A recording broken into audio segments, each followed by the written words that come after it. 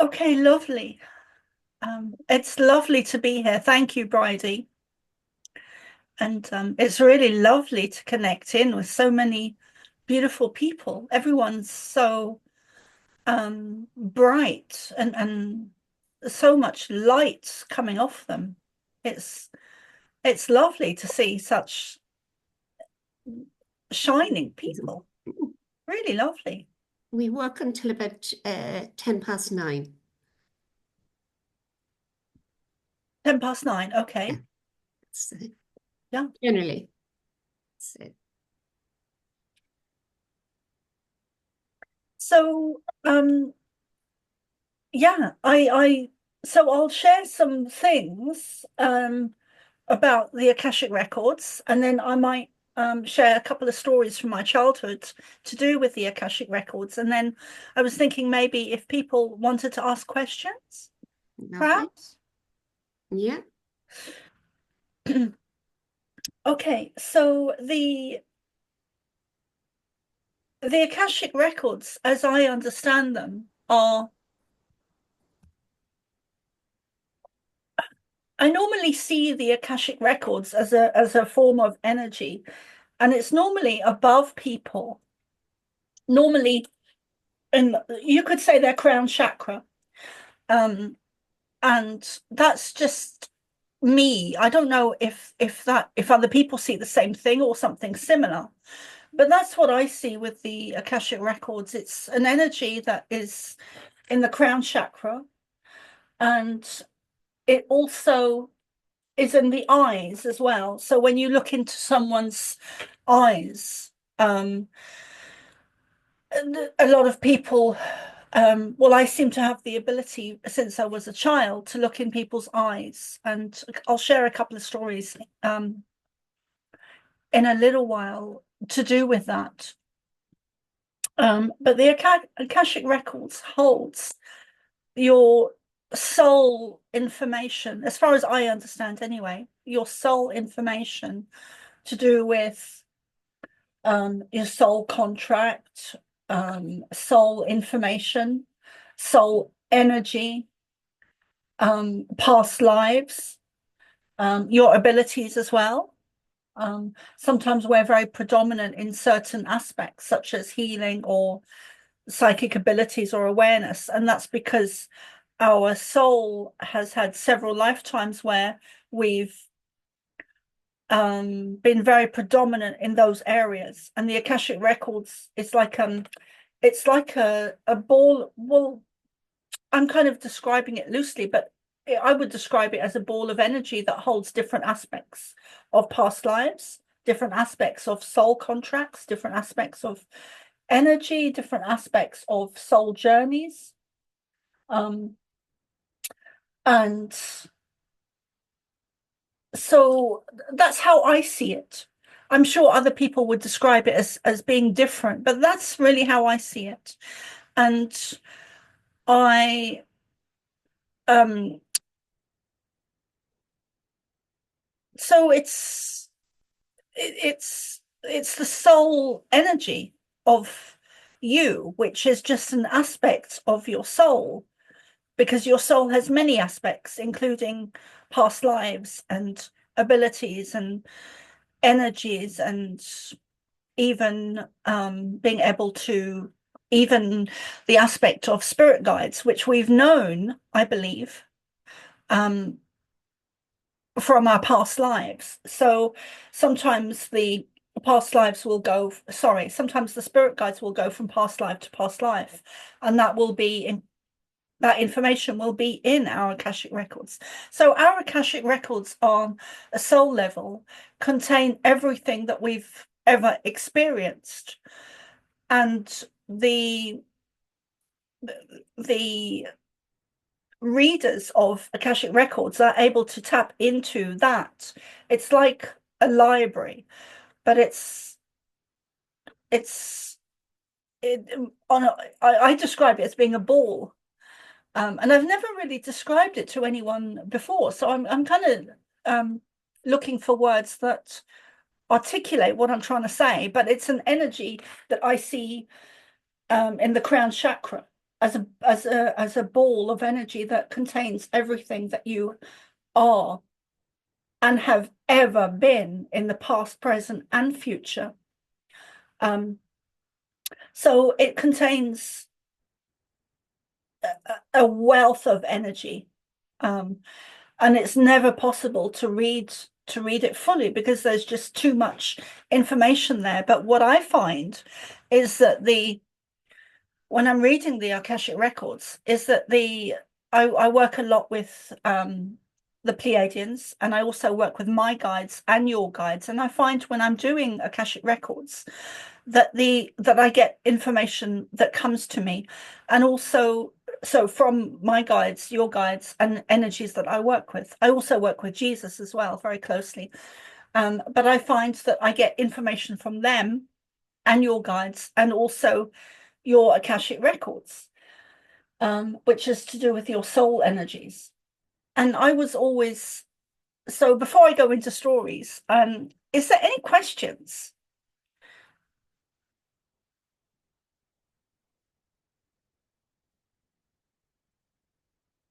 I have a nice quiet group. Yeah, I'll start the ball rolling. You know, I've heard all about the past lives being not engraved. It would be kind of within the Akasha Records. Now, how many lives have you come across when you're exploring?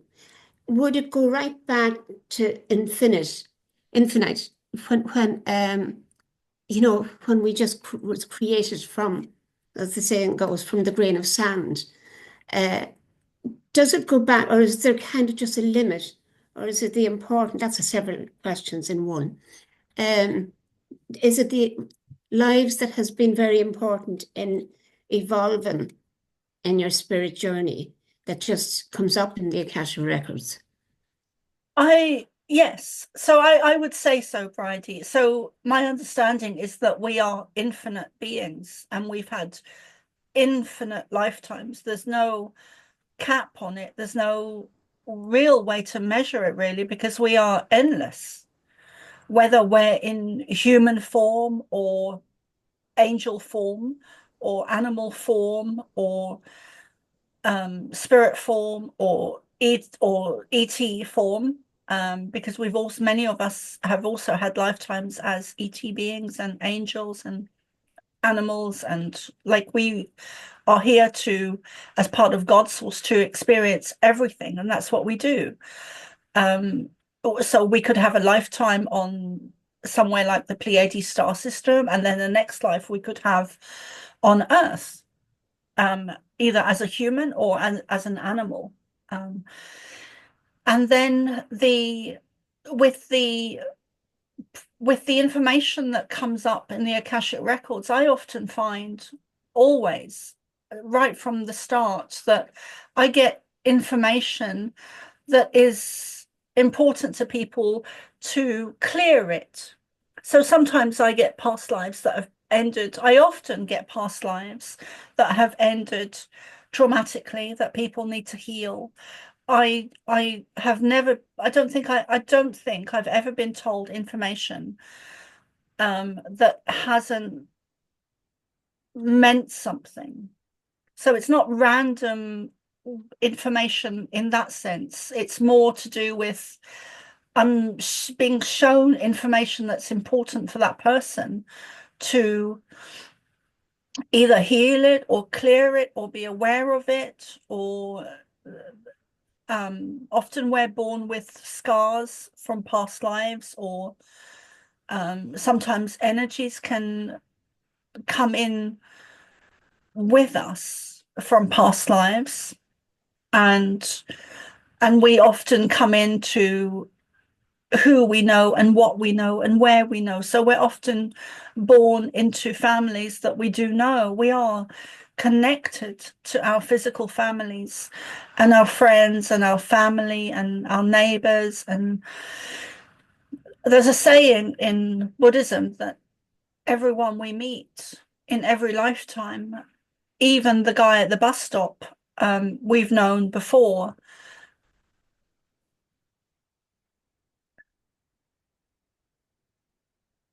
Yes, and I would agree wholeheartedly with that, because many years ago I had a reading, and it happened, it wasn't planned. I don't think even at the time I ever heard of Akashic Records. But the information I was told by the lady doing it was totally, I could understand every bit of it, time-wise and everything, in this lifetime.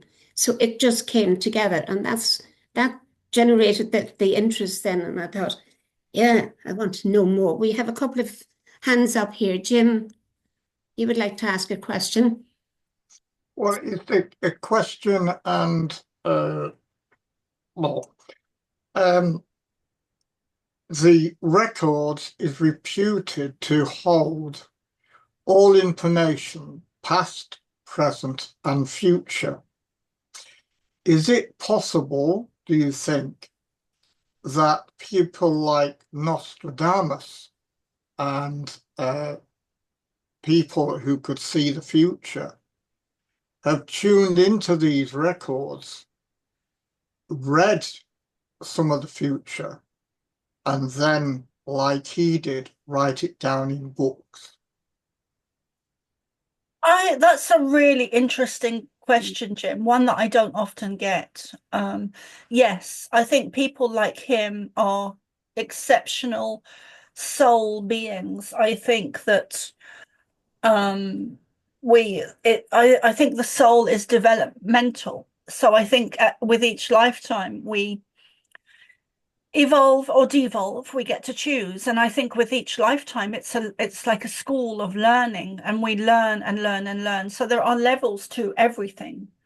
There are, well, I mean, with the human being, so there are different levels, and we can go up a level and be a high soul level, which I believe people like Nostradamus are, where they are. I believe a lot of people like him were actually channelers and able to communicate with positive ET energies, such as the Pleiadians or other beings, because we are not alone in the universe. We never have been. And in my understanding, we were created by the Pleiadian star nations. I know this might sound very new to some of you, but that's my understanding. So I think I think there are certain people in history who were very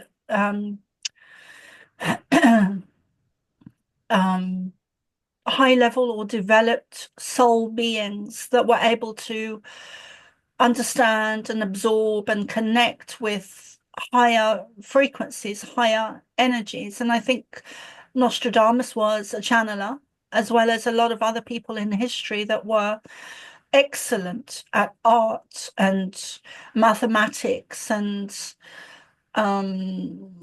creating technologies, and they were tuned into something. And I think what they were tuned into was the ability to channel, whether it came through art or mathematics or a geniusness, or Edgar Cayce comes to mind as well.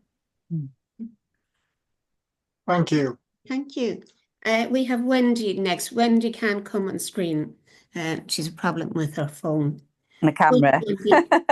My camera doesn't work. Well, I'm going to be cheeky and ask two things. One is, you mentioned about scars. Is birthmarks, obviously, in the Pacific places, very much connected to how the way you actually passed? I believe so. Yeah, I do. I have a birthmark on my inner thigh, which is quite large. It's large, and it's kind of shaped like some kind of coffee. Looks like a coffee spill.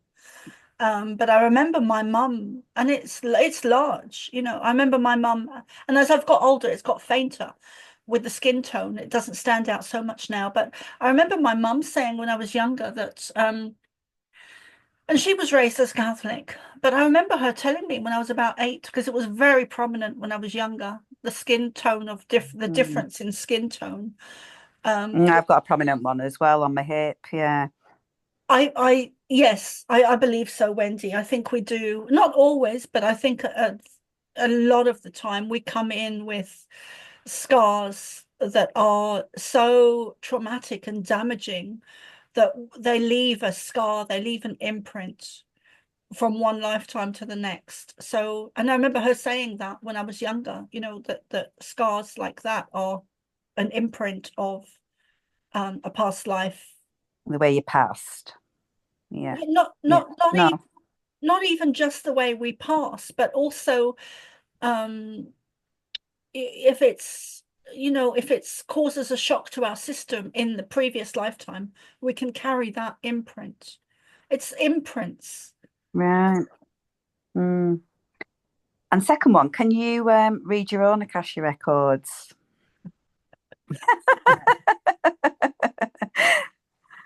That is a $1 million question. So there are times in my life I've definitely had information given to me very clearly, vibrantly, strongly.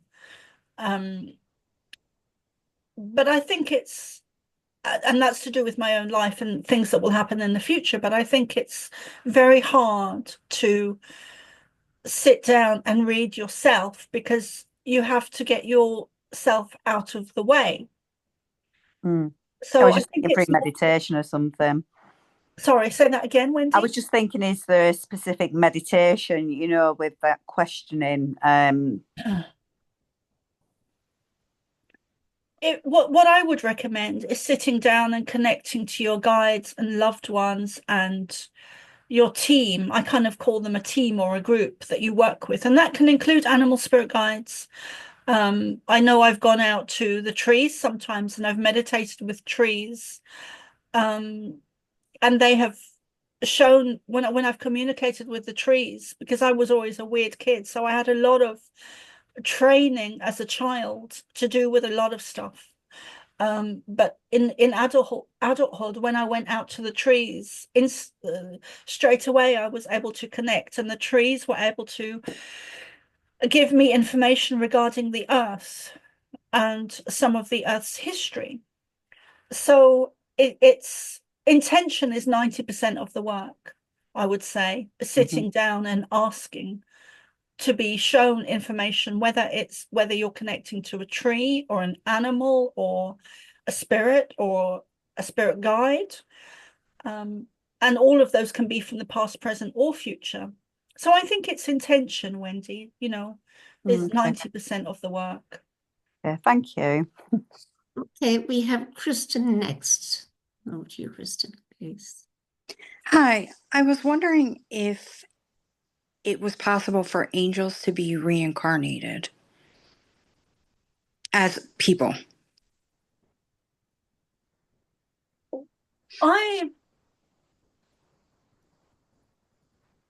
I believe so. I can't see you, Christine, so can you say something? Hi. Can you see me? Maybe could you wave or something? Yeah. Yeah, on a laptop, Kristen, I think, would be up in the top left because she's her hand up. Oh, hi, Christine. Yes. Hi. Sorry, what was your question? Oh, so I was wondering if angels could be reincarnated into people to be learning, maybe come back onto the earth to learn something that might help them as guardian angels. I believe so. I believe that we were in the beginning, I believe that there were maybe 2 or 3 human beings. And what I've been shown is that there was an image I was shown once, and I was on Holy Island as a volunteer, and I was looking out across the water, and I was held in this vortex of energy where I couldn't move. And I've had that quite a few times over the years. And it's normally to keep me in a safe space to prevent for example, a car accident, which also occurred. So I was held in this vortex of energy, and I was looking out at the water. I was living on a little island at the time, and I was held by my guides, mostly my Native American guide that called Many Moons. And he held me in this energy, and he was showing me an image of the water. And I was looking out at the water, and what I could, in my mind's eye, what I could see, and I couldn't move. I was just held in this energy. And he was showing me a download of information where he was showing me the ocean, which would be God. And I know this is written in scriptures, but this was an experience that I had personally. So I'll just share with you and what I understand. So he showed me the water as being God, being the whole source of everything, the universe.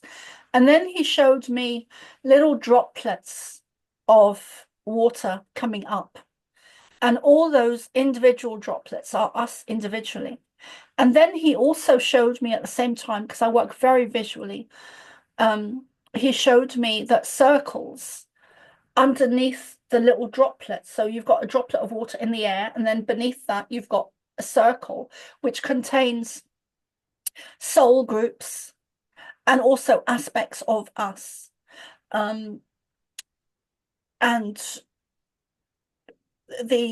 okay, hold on, sorry, I'm kind of talking to them as I say hold on, because there's other information that they want to share as well. But so we started off with 2 or 3 or a very small amount of people on Earth, and I do believe that.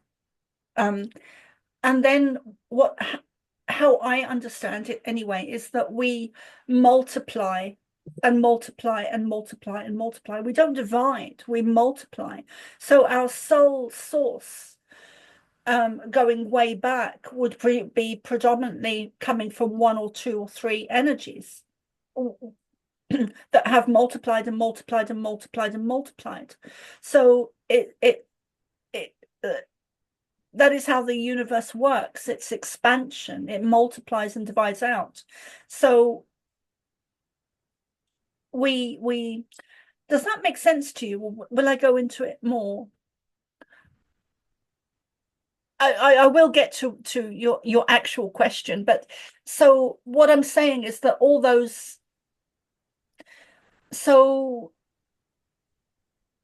souls that exist, we all come from the same source. We've just multiplied and become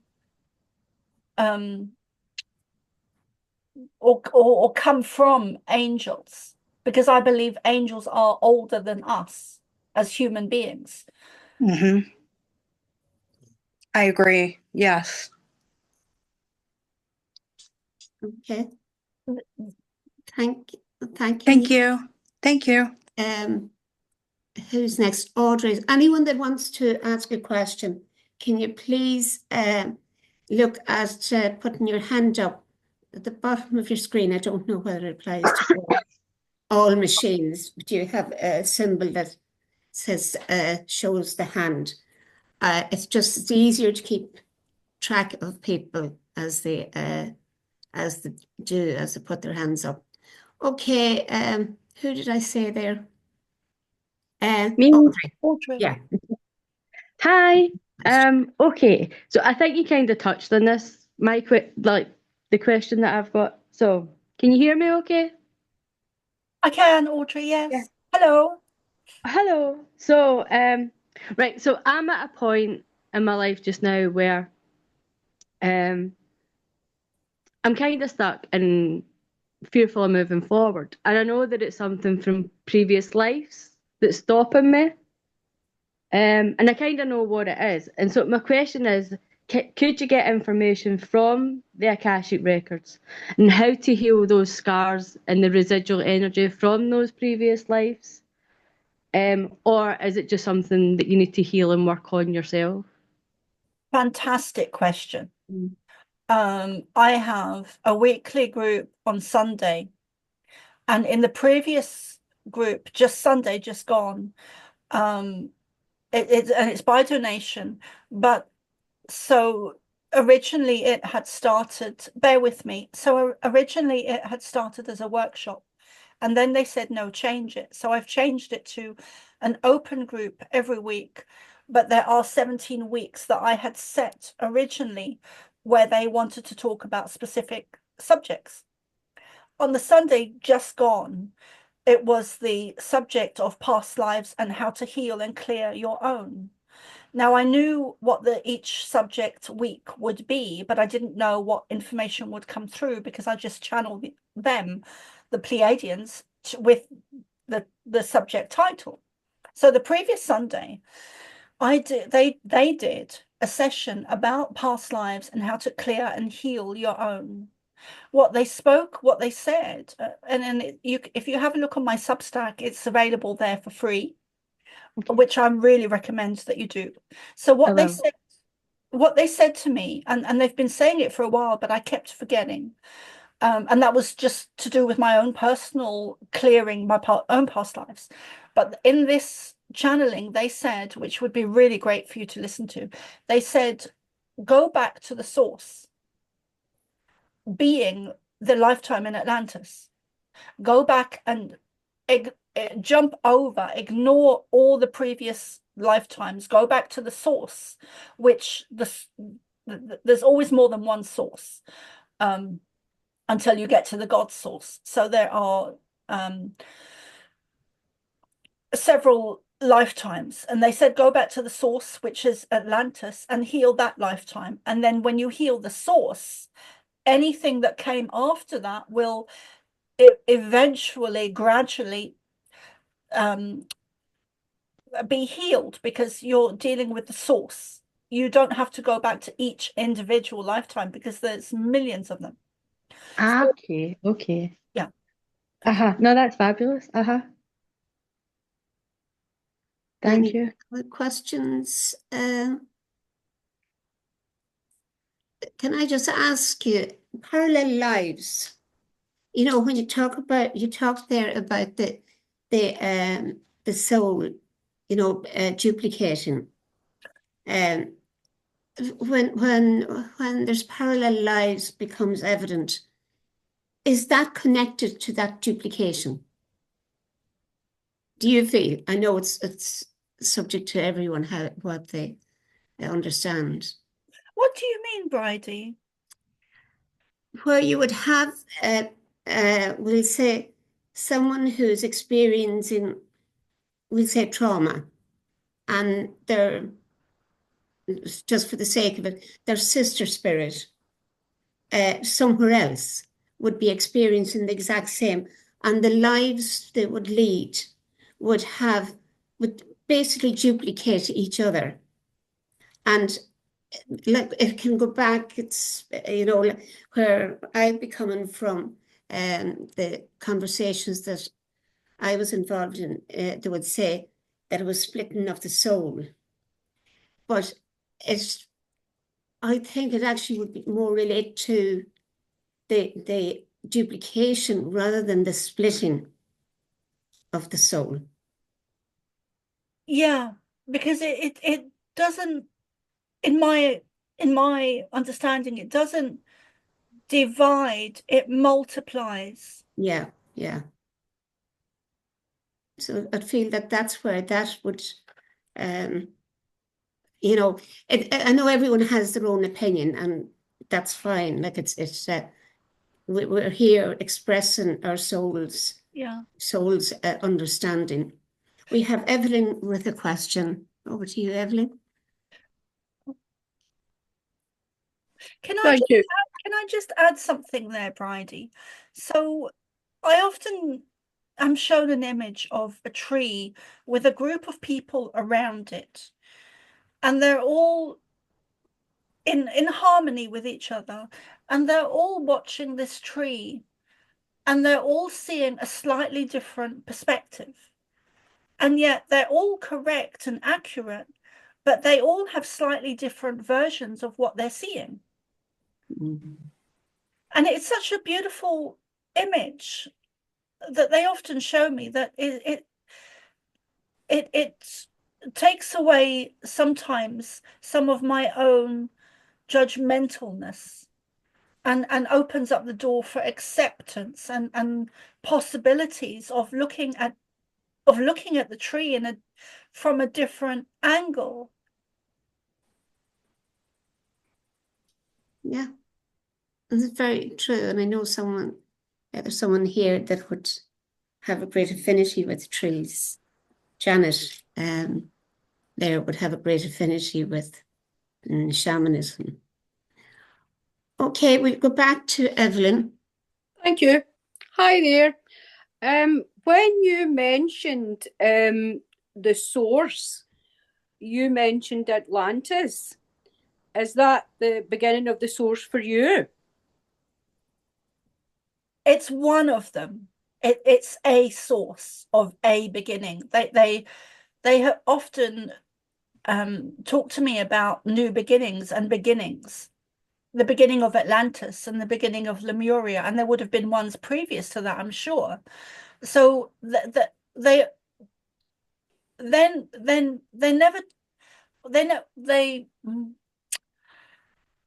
sometimes they do talk about the absolute beginning, which would be the creation of the universe and God's source itself. But normally when they talk about the beginning, they're talking about a particular beginning. So there's always a beginning That, yep. and another and another and another and another. And the same with when they say source or a source. Okay. It's just that I've had experiences where the source for me was different. Yeah, not everyone's source will be the same, but if you're I would say that if you're a starseed, then your source would be Atlantis, because Right. yeah. Okay. And sort of what was sort of explained to me was the different levels of consciousness, which I feel is quite important as well. And that's where we're at today, is striving to shift that consciousness, very much so. Yes. And you're right, Evelyn, there are different levels to everything. So the way I often see it is almost like a tube going up. Right. And on this tube, there's different levels to different aspects. So on this kind of tube of energy, you'd have different dimensions. So you'd have human here, and you would have lower dimensions as well, but you'd have the human here. Yep. And then you'd have different levels and different dimensions. And on one of those levels would be angels, and then positive star beings, and then going up the level. And then I also see on a light coming down representing the positive side, and then I also have a sense of the dark and the negative side. So with them being angels, there'd be demons, and then there's always in my belief, there's always an opposite for everything that exists. Balance. Yep. And Thank you. Yeah. Thank you. Okay. Lovely, thank you. And we have Gina with a question now. Some time ago, I was doing a meditation by myself, and I got taken to the halls, and I actually got to see the scrolls, but I didn't get to read them because I didn't know where I was at the time. And it was only when I was talking to somebody else, they said, "Oh yeah, you were in the halls." But I don't understand why I would have been taken to the hall to see the scrolls but not read them, and then why I haven't been able to get back there. Do you have any explanation? Is it the halls of Atlantis or the Great Library of Alexandria? I would guess it's be the library. I don't know.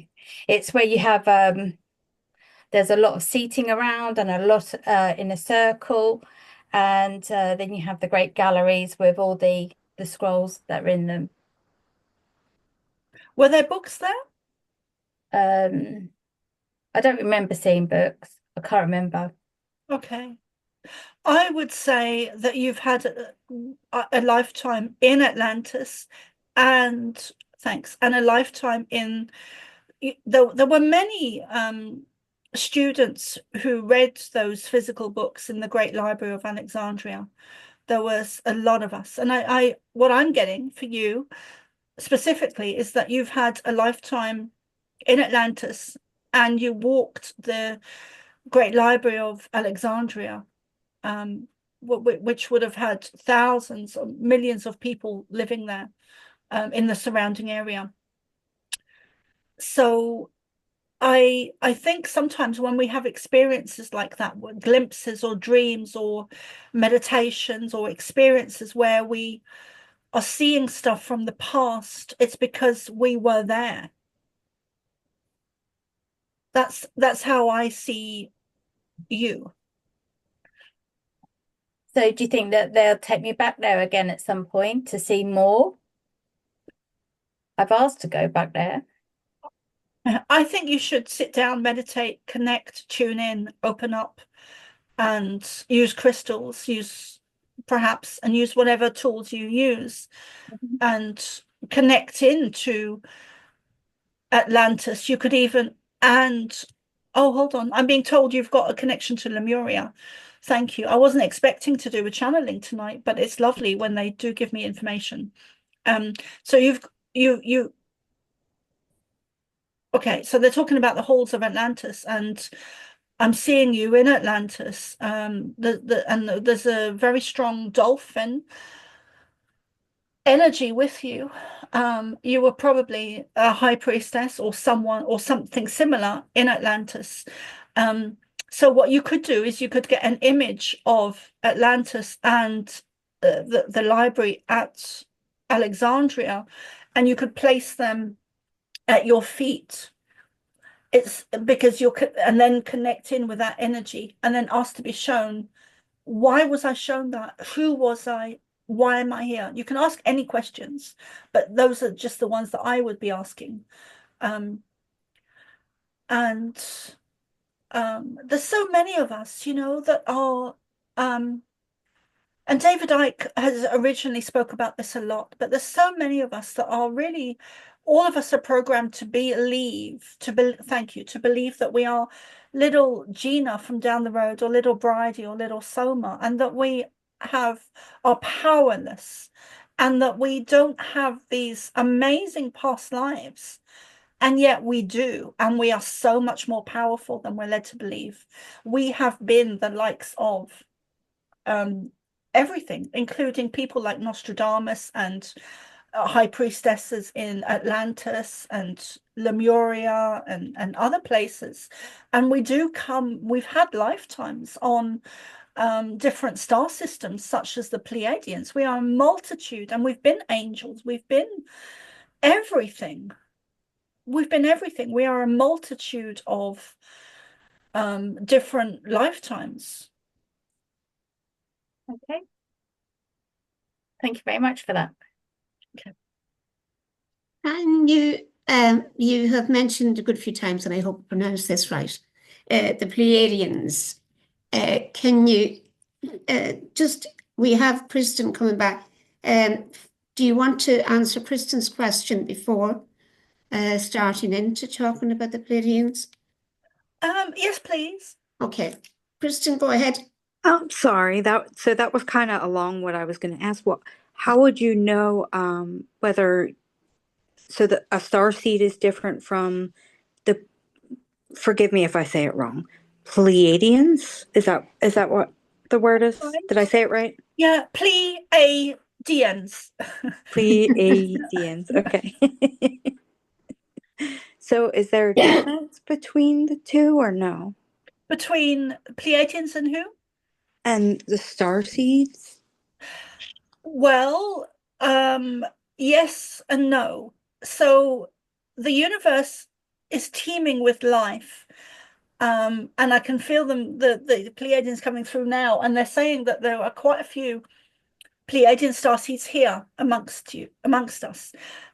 So the universe is teeming with life, and there are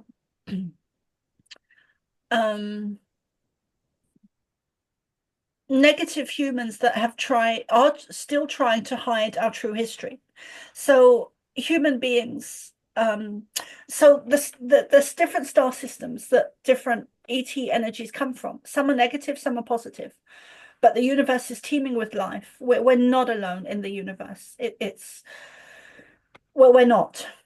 So the Pleiadians would come from the Pleiades star system. They're reported as having 7, but they actually have 9. And then you have other places like Lyra and thousands of them where different beings come from. Then you also have the reptilian. And what starseeds are really is a hybrid of those energies. So a starseed is someone who contains that energy within their embodiment of being human. So they've had past lives. I happen to be a Pleiadian hybrid, so I've had a past life which I've been shown during shamanic training on the Pleiades. So I came from the Pleiades star system, but I also found out much later on that I'm also half Lyran, and I carry the lion energy or Lyran energies, and I probably come from a multitude of other places as well where I've had past lives on. So a starseed would be someone who has had past lives on other star systems, and they also have, because of that, they are more advanced on a soul level where they have extra abilities, especially as a child. So they grow up with mediumship and abilities and being able to talk to their guides and healing and seeing auras and looking at people's one of the things I did as a child was I would look into people's eyes and I would see like video clips of things that they had experienced. And my understanding now that is, I'm looking into their soul and seeing some of the Akashic Records, a tiny proportion of the Akashic Records. So often starseeds have the characteristic or feeling of wanting to go home, not fitting in, being a black sheep, being born into dysfunctional families, standing out even when they don't want to, they want to fit in, the sense of being kind of isolated and alone and yearning to go home and not knowing where that is, not fitting in. So those are some of the characteristics. And I would say actually, Christine, that I do feel that you are a starseed. I feel there's many people in this group tonight that are starseeds. Yeah. Thank you. Lovely. And that is so true because, the boisterous child, the child that's kind of they're always being blamed for things that they didn't do, and they become the victim of everyone around that, and we all know that our children are our greatest teachers. They teach us so much about ourselves. So yeah, that makes sense. Okay, now would you like to go? No, that covered quite a bit of the Pleiadians. I never heard. No, to be honest, I never heard tell of the Pleiadians until I read up on your page, and I just found that there's something far more. People come into your life for a reason, season, or life. And it's so true because when you're ready, something happens that takes you on maybe parallel paths, but they on the similar journey to actually find out more and to expand our knowledge. So over to you. Don't get me talking, because once I start talking, I don't know when to shut up. Yeah. Okay, over to you. And is there anything you would like to expand on? Yes, there is. So I I came from a very dysfunctional family. And we moved from, I was born in Namibia, in South Africa. And my mum was Irish, and when she married, she emigrated over there and then eventually had me. We left that she emigrated back to Ireland when I think I was about 4 or 5. And I met my granddad for the first time, who I recognized from a past life. And I had a deep connection to him, like I didn't have with any of my other family, even my brother, who I was very close to. And at that age, I would have been very close to my mum as well. But as I got older, I kind of, my perspective of looking at that tree became different, because she had her own problems with alcohol. But anyway, to cut a long story short, I was very close to my granddad from the get-go. And then he died, and I was like incredibly close to him, like I like no one else in my family. Straight away, instantly, there was an instant reciprocal energy that we just got each other, we understood each other. And I was that child, was that naughty child that was always being punished for, you know, playing in the mud or something silly. So, and he always got me and understood, and he was such a beautiful gentleman. And my granny was very different. But now I have a good relationship with my granny. But going back to my granddad, he died when I was 9, and he came back to me a week or 2 later with a message that I gave to my mum. And the blood in her face just drained white. And then that relationship with him in spirit continued for a number of years. And then eventually, I think it must have been within the last 10 years, I was told that he was still in spirit, but he's also reincarnated. So, and I was just mentioning that because someone had asked me a question recently on the internet. Is that possible? Do souls reincarnate but are in 2 places at once? Are they still in spirit? And what happens when they reincarnate? The soul multiplies, so they are in 2 places at the same time. That's my understanding of it anyway. I don't know if anyone has any questions about that. There's no one coming forward.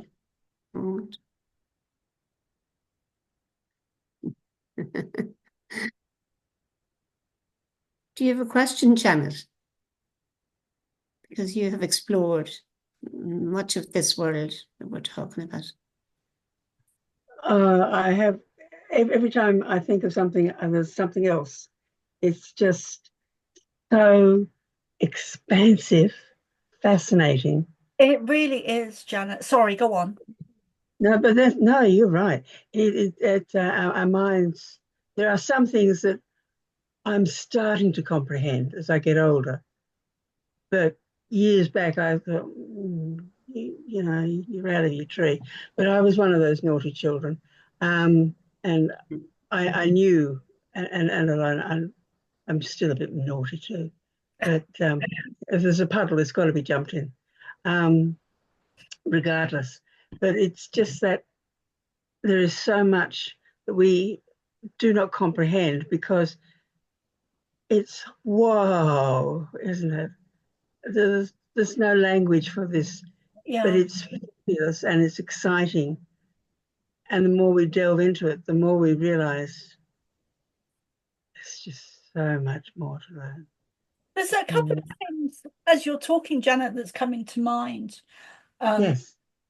One of them is when I first started to, so I was one of those kids that was born literally with memories of past lives and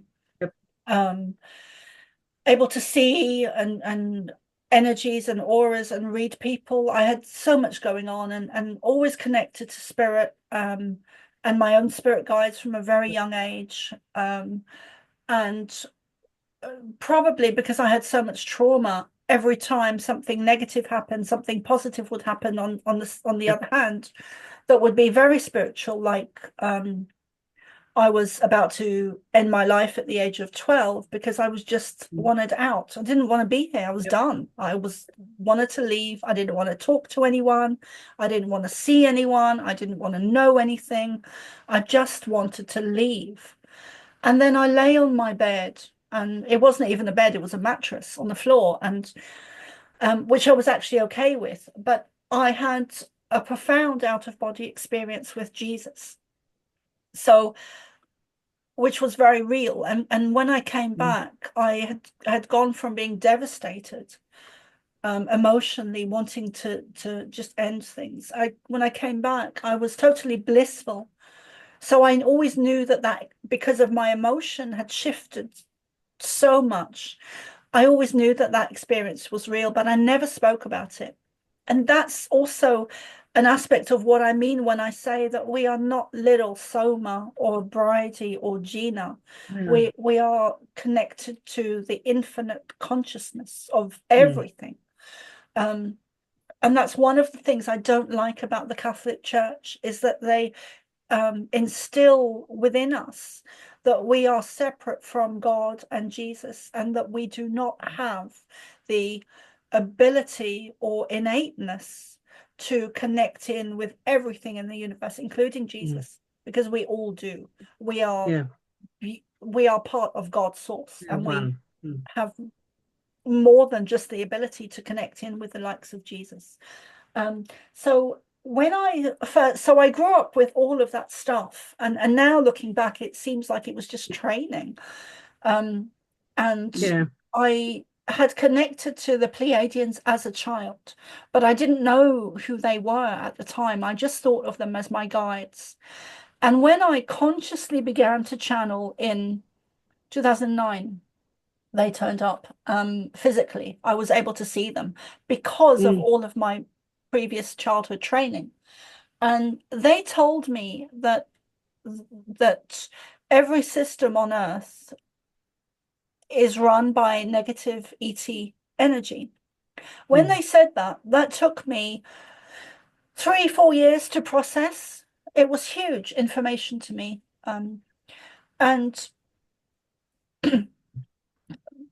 But Ascension is also linked to Atlantis, and that is why starseeds are here specifically now. So there's a couple of aspects there that I just needed to mention. But things do, as we get older and we learn how things are and how energy works, and even the Akashic Records and people's energies and past lives, and there's so much that is not taught in schools, and we are here to assist humanity in as starseeds too, which I believe you are. I think most people here this evening are. And we're here to help raise, because we are different. We were those naughty children. Here to assist humanity, because our energy is different. We're asking questions like the questions we're asking is not normal. It's not about our jobs or the car or what to eat for dinner. We're asking questions like, what is going on? Why are we here? What is happening on Earth? And also the other experience I've had more recently since 2019 is which I find first found very strange, because I began to experience, mostly when I was asleep in the dream time, I began to have these experiences where I was me, but I wasn't me. I was on a different timeline. And I didn't like the experiences at all. I didn't, not that those experiences were bad, they were often good experiences, but I didn't like being shown or seeing different timelines, because it kind of confused me. I didn't understand really why I was seeing different timelines, but I'm now a little bit more older and wiser, and understand that we do have timelines, and that also ties into, okay, thanks, that also ties into how we multiply as well. So there's not just one timeline, there's different timelines. And also there is they were going to say something then, I forgot what it was. I'm sorry. Okay, we have Jim with a question. Yeah, I'm just want to ask if there's any more information about the Akashic Records, because we seem to have gone around everything, and there's a lot more information about those records I feel that we haven't touched on. So is there anything else you can give us on that? It's just an hour and a bit. I think it would take years to get around them. Forgive me, Jim. I do get a bit carried away when I get to Okay. And I have to say, it's not even me, it's the energy, it's them coming through. The Akashic Records, what is there specific things you'd like to know? I think maybe a lot of us would like to know is, can we and how do we tune into them?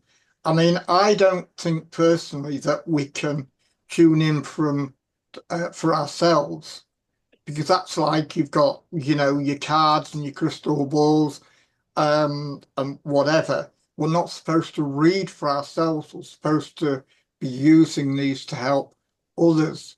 And I wondered if there's, or if you know a way that can help us maybe tune into the records to help others.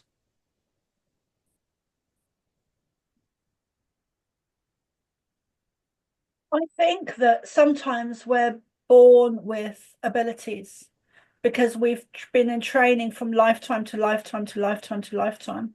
And I think that we need to focus on what we're good at and what we do, rather than trying to, like, I'm a terrible singer. I would never force myself to try and sing. I think we need to be self-accepting of what we're good at and focus on those things. I think you're right. I don't think we can really read for ourselves I can't read for myself in the same way I read for others. It's not there. So I think you're right with that. But I think that to expand on, so when you want to learn something, it can take years. Like, nothing happens overnight. I was in mediumship training for a long time as a child before I even got to my early 20s, where I started to train in a church. So things can sometimes, we need acceptance to accept that things can take a long time. Sometimes there's no overnight success, so to speak.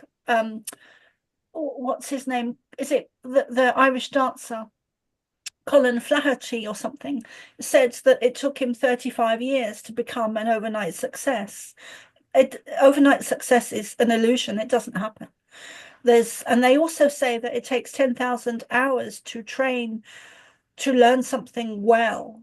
So I think that persistence, and you have to really be you have to be passionate, do what you love. Don't do something just because someone else is doing it.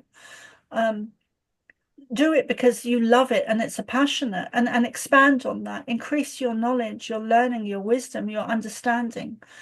I began to do it as a child. I was reading the men. I needed to be safe, so I was reading their energy. Like, could I go and talk to them, or would I be would something bad happen if I did that? Because that was my experience. I couldn't. I had to be very careful in my environment of who I was approaching, because one of the lessons I needed to learn, and I know it was a lesson I needed to learn because it happened over and over and over and over again by several different men, some family members. So that was a lesson I needed to learn in my soul contract that I created for myself. But, and I know I'm veering away from the subject again, but with the Akashic Records, I believe our paths, we write out our paths before we even get here, and contracts, and we have the abilities we have because we chose them, because we're meant to have them. So I guess what I'm saying is don't try and force anything. And if you are good at reading the Akashic Records, or are good at writing or cooking or cleaning or looking after animals, whatever it is, do that, because that's what we're meant to be doing. You know, don't try and force a square block into a round hole, because it will never fit. So focus on the stuff that you're good at. That Lovely. I agree with. Yeah, I think that's where you progress. I remember listening to a guy on, I'll think of his name. He was being interviewed on one of the Irish programs, and Deepak Chopra. And the question was about, you know, how to nurture a child's their strengths. And he went on to use the analogy of, he said, the school report comes in, the parents opens the report, and they say, oh, Johnny done bad at maths, he done bad at English, and we have to get grinds. But he was great at science and great at art. And his viewpoint on that was, why not get the grinds for what he's good at? Yeah. And when he would get that blossom within those subjects, he would then spread and do far better in the subjects that he wasn't, that the results were poor. And that stuck with me, because it really is so true. Mm. That we tend to focus. Nicole has a question. Go ahead, Nicole. Yeah, hello. Can you hear me? We can hear you, yeah. Yeah. I have a question. I'm sorry, Nicole, can I just address what Bridie was saying? Because I think it's so important, because children are so innocent, and I do believe very strongly, and I'm very anti the school system, because I believe that it's set up by a negative agenda to take all the goodness out of and to create people that follow the rules and regulations. So I would say that, you know, and then you've got the Rudolf Steiner schools, who I think is a great schooling system, where they focus on the things that are good, that the children are good at. They focus on those things. And I also am a great believer in homeschooling. However, I don't have children. But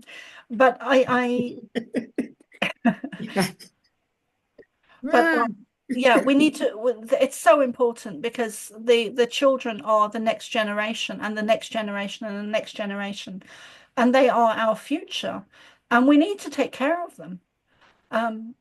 Not to put them in schools, and not to put them in front of the telly or technology and mobile phones. We need to take them out into the garden and teach them a multitude of things about astrology and our planet, and plants and herbs and seeds and healing and mediumship and the body and the auric fields and the stars, and there's so much we could teach them, the real stuff. I'm totally against schooling. Forgive me. No, I understand. We have our last question now from Nicole. Yeah, my question is, when I think about the future, and you said you can see the future when you look at that crown chakra. How is it with the free will? How much is we can influence that what you saw? Can we change it, or is it written you say it's written in the star lines? It's and that is hard for me to grasp with the future. That's an amazing question, Nicole. And it is hard to grasp, because we have different timelines. So It is hard to grasp, but I would say that when I read someone's Akashic Records, I'm reading possibilities. Nothing set Yeah, in stone. It's not set in stone. yeah. So I always see, sometimes when I do it, I see 3 roads or pathways that people could go down, and I'm just reading the most predominant possibility of what could happen. And having said that, all 3 things could happen because we have different timelines. Mm. So nothing is set in stone, but I do see people's possibility and likelihoods of what will happen given what I'm seeing and the experience that they're having at that time. But nothing is set in stone. Things do change, things do move.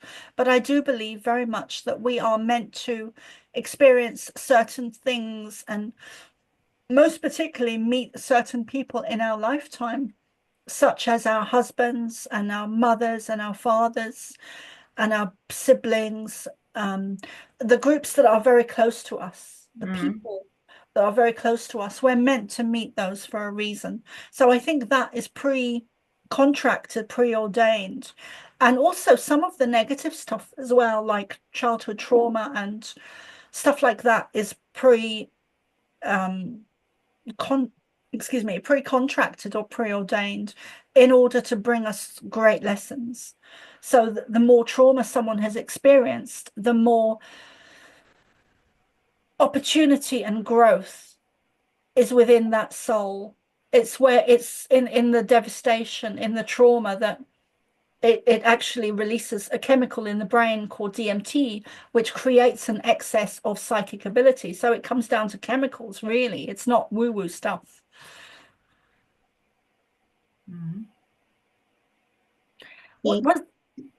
Does that answer your question? Yeah, that helped me, that you said that are opportunities. Yeah, or possibilities. Yeah, if you see that as possibilities, then I have a better understanding. Yes. Yes, it's like looking at a glass of water, where I'm looking from the viewpoint of above the water.